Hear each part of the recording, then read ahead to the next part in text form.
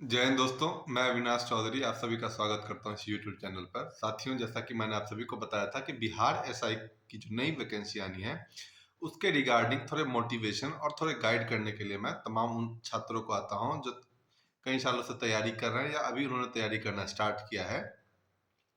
तो उनको अपने तैयारी के टर्म में क्या-क्या चीज़ें करनी चाहिए, क्या-क्या चीज़ें उनके दिमाग में आती होंगी, कौन-कौन से डिस्ट्रैक्शंस आते होंगे, इन तमाम चीज़ों के रिगार्डिंग मैं यहाँ पे आप लोग को गाइड करने के पॉइंट ऑफ व्यू से आता हूँ।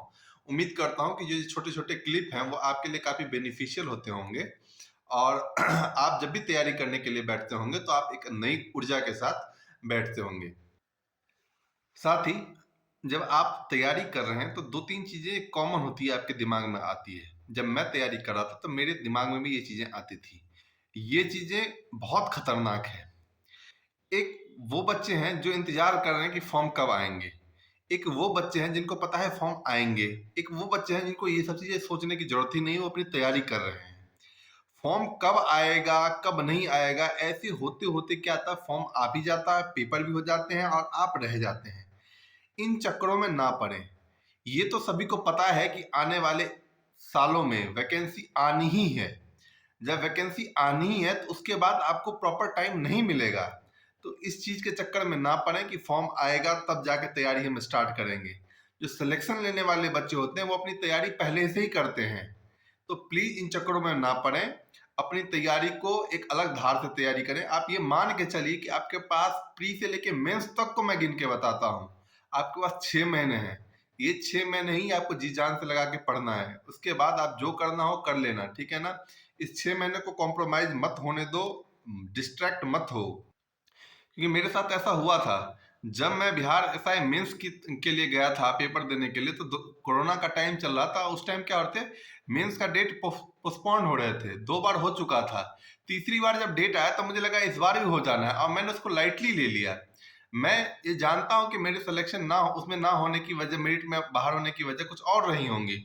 लेकिन मैं इस बात को कैसे भूल जाऊँ कि मैंने उस टाइम को जो आखिरी के 15-20 दिन थे, 25 दिन थे, उसको मैंने कॉम्प्रोमाइज़ किया। तो ये छोटी-छोटी कॉम्प्रोमाइज़ेशन जो होती है ना, वो आपको बहुत हार्म कर जाता है। इसलिए प्लीज़ इस चक्कर में ना पड़ें कि फॉर्म कब आएगा, तब मैं तैयारी स्टार्ट करूँगा, नहीं आएगा, आएगा, इस चक्कर में पड़ना ही नहीं है। आपको इतना पता है कि जब भी आएगा आपको पेपर देना है, ठीक है ना? तो आप उस हिसाब से तैयारी करो। दूसरी बात ये है कि बहुत सारे बच्चे से कितने नंबर लाने पड़ेंगे, क्या करना पड़ेगा, नहीं करना पड़ेगा। मैं मोटा-मोटी मान के चलता हूँ, जब भी आप देखो बिहार एसआई का जो भी मैटर है उसमें प्रीलिम्स और मेंस कि सिलेबस तो कॉमन ही है ना। तो आप ये क्यों मान के चलते हो कि आपको सिर्फ प्रीलिम्स को क्वालीफाई करना है। आप मेंस को ही मान के तैयारी करो, है कि नहीं? आपको मेंस के भी तो पेपर देने हैं। तो ये सोच के चलो कि आप मेंस में भी बैठना है आपको। मैं एक आइडिया आपको देता हूँ कि आइडियल नंबर बता देता हूँ। आप 75 क्वेश्चंस को टारगेट करके चलो कि आपको 75, ये नहीं कि 75 अटेम्प्ट करने हैं। आपके अटेम्प्ट हमेशा 100 के होने चाहिए। क्योंकि जब आप मेंस में लिखने के लिए बैठोगे ना, अगर आपको अटेम्प्ट करने की आदत है कि वही नहीं, मेरे को 75-80% करने हैं, तो आपका मेरिट में कभी भी नाम नहीं आएगा। आप किसी भी कैटेगरी से हो। आप ये मान के चलो प्रीलिम्स में मुझे 75 क्वेश्चन सही करने हैं, 75 क्वेश्चन लाने हैं, है ना? उस हिसाब से आपकी तैयारी होनी चाहिए। उस हिसाब से अपने सब्जेक्ट्स बाँट लो, किस सब्जेक्ट से कितने क्वेश्चन, इसके रिगार्डिंग मैंने एक छोटा-सा वीडियो डाला भी था, आगे भी डाल दूँगा।